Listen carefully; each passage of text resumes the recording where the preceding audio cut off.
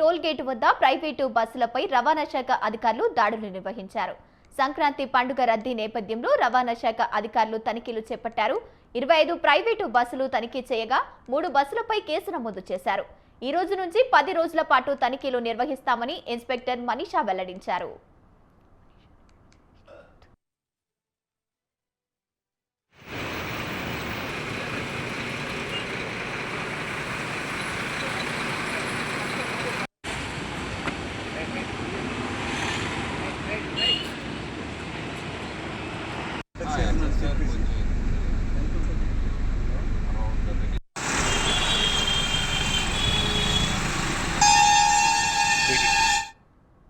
Visakha Aganampudi toll gate వద్ద private బస్సులపై రవాణా శాఖ అధికారులు దాడులు నిర్వహించారు.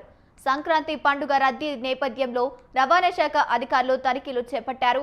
25 ప్రైవేటు బస్సులు తనిఖీ చేయగా 3 బస్సులపై కేసు నమోదు చేశారు. ఈ రోజు నుంచి 10 రోజుల పాటు తనిఖీలు నిర్వహిస్తామని ఇన్స్పెక్టర్ మునీషా వెల్లడించారు.